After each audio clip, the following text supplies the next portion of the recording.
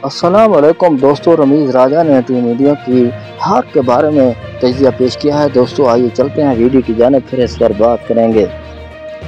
बड़ी फतह है ये इंग्लैंड की, और भारत का प्लान जो था वो कुछ ठीक नहीं किया। और प्लान जो था वो बड़ा सिंपल सा था, क्योंकि आजकल सारी जो प्लानिंग है वो बुमराह के इर्द गिर्द होती है। सो बुमराह का पहला ओपनिंग स्पेल, वो नहीं तो बुमराह का सेकंड स्पेल, नहीं तो थर्ड स्पेल, और फिर आखिर में हाथ ऊपर और रेन।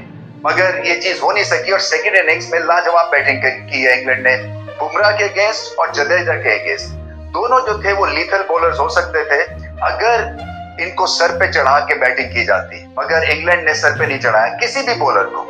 बाकी बॉलर्स तो खैर वो कंट्रोल ही नहीं दे सके जो बुमराह या जडेजा देते हैं जनरली, क्योंकि प्रसिद्ध को भी बहुत रन पड़े। इसी तरह से शार्दुल जो है वो भी इतने कोई पेसी नहीं है, सो वो भी कंट्रोल जो मिलना चाहिए था एक यंग कैप्टन को, शुभमन गिल को, वो मिल नहीं सका, जिसकी वजह से जो है बहुत बड़ा रन चेस किया इंग्लैंड ने, और रिकॉर्ड साज परफॉर्मेंस है। क्योंकि हमें पता है कि लास्ट इनिंग्स में आखिरी दिन वेयर एंड टेयर है पिच का, मेंटल वेयर एंड टेयर होता है, आपके कई हाइज एंड लोज में आप फंसे होते हैं टेस्ट मैच क्रिकेट में, और आपके बैड मोमेंट्स रिकॉल करते हैं। अच्छे मोमेंट्स इस टेस्ट मैच में इंग्लैंड के लिए कुछ खास नहीं थे, इसलिए कि बहुत रन करने दिए पहली इनिंग्स में। भारत को 5 सेंचुरीज लगा के बाय द वे भारत ये मैच हार गए, और ये भी एक यूनिक सी अचीवमेंट है। और फिर जो कमबैक किया है इंग्लैंड ने वो अपनी एक मेंटालिटी की वजह से किया है, और फिर रिजॉल्व, और जो उनके घर पे खेल रहे हैं, और यहाँ पे रन चेज ये हो सकता है, और फिर हर एक ने अपना पार्ट प्ले किया।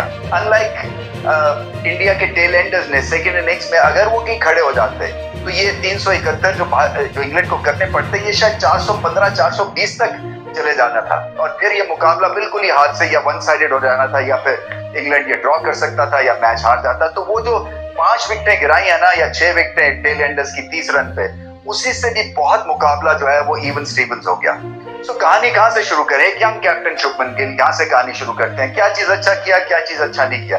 अपनी फॉर्म अच्छी थी, सेंचुरी की, उससे कॉन्फिडेंस आता है। दूसरा, इनका डिमीनर अच्छा है, स्माइल रखते हैं। प्रेशर में तो जरूर होंगे, मगर ऐसा भी नहीं दिखा कि बिल्कुल ही बॉक डाउन हो गए हैं। जो गलती हुई है वो ठीक है, जडेजा की परफॉर्मेंस ठीक नहीं थी, बुमराह उस तरह की बॉलिंग नहीं कर सके सेकंड इनिंग्स में, हालांकि पहली इनिंग्स में 5 विकेट लिए उन्होंने।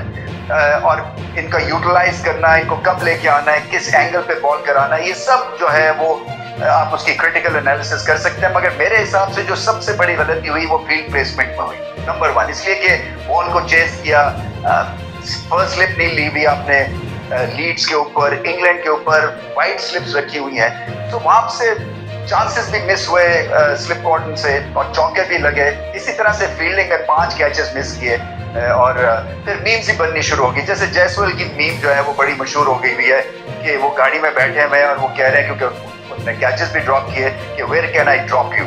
सो इस तरह की भी चीजें फिर सुनने को मिलती हैं। खैर, that's part and parcel of a cricketers life. असल में जो क्रिकेट या स्पोर्ट्स की एक जो सबसे अच्छी चीज करता है ना इंडिविजुअल के लिए, वो ये कि आपको अपने पे हंसने का एक तरह से आप यूज्ड टू हो जाते हैं, क्योंकि आप इतनी गलतियां करते हैं और एक ऐसे ग्रुप में रहते हैं जो कि आपका मजाक भी उड़ाएगा। सो आप ज्यादा जो है ना वो सर पे अपनी पर्सनालिटी को नहीं चढ़ाते हैं, और स्पोर्ट्स के थ्रू मैं यही कहता हूँ, इसलिए हर एक का खेलना या स्पोर्ट्स को खेलना बड़ा जरूरी है, क्योंकि एक तो ये बैलेंस रखती है, और दूसरा जब आप गलती करते हैं तो आप ज्यादा जो है दूसरे वाले जो है एक तो पिन पॉइंट करते हैं और फिर आपका मजाक भी उड़ाते हैं, और आपकी एक पर्सनैलिटी जो है फिर वो समझ जाती है और संभल भी जाती है कि चलो ये भी हमने सहना है और इसको अच्छे तरीके से सहना है। सो आई एम श्योर कि जयसवाल जो है उनको जोर लगाना पड़ेगा बाय द वे अपनी फील्डिंग में, और ये अभी जो क्रिटिसिज्म हो रहा है इसको सहना पड़ेगा। असल में बैंडेजेस लगाई हुई हैं उन्होंने, तो बहुत बैंडेजेस लगाई हुई, उनको स्लिप में खड़ा कर दिया, वहां कैच छूट गया,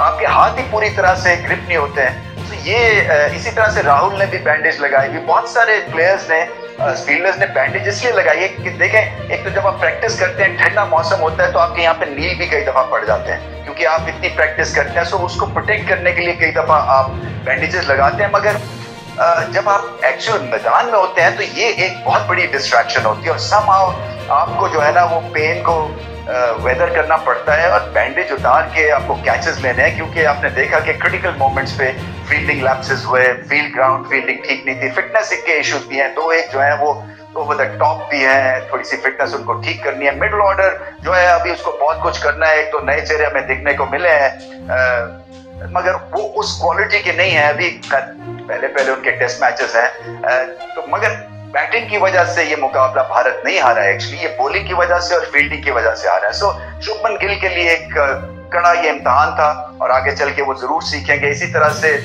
बोलत मैंने बता दिया कि जडेजा को जिस तरह से ये खेल गए हैं वो एक लाजवाब वर्ल्ड क्लास बैटिंग थी, उनको मार के रिवर्स स्वीप्स और इस तरह जिसको कहते हैं ना कि इम्प्रोवाइज करके उनको बिल्कुल ही सेटल नहीं होने दिया। और इतने ओवर्स के बाद अगर जडेजा को आप 5th डे पे जहाँ 2-2 गज ये गेंद को स्पिन भी कर रहे थे तो 1 विकेट देंगे, ये बहुत बड़ी परफॉर्मेंस। इसी तरह से बुमराह को उन्होंने नलिफाई किया, उनका इम्पैक्ट और सर पे चढ़ाया नहीं। आई थिंक ये भी एक चीज देखने वाली है इंग्लैंड की, और बहुत बड़ी ये चीज है कि आप किसी से माउफ ना हो, किसी से। दोस्तों आपने रमीज राजा का तजिया सुना। जिसको हमारी वीडियो अच्छी लगी है तो इसको लाइक और सब्सक्राइब ज़रूर कर दें ताकि आइंदा भी ऐसी वीडियो आप तक पहुंचती रहें।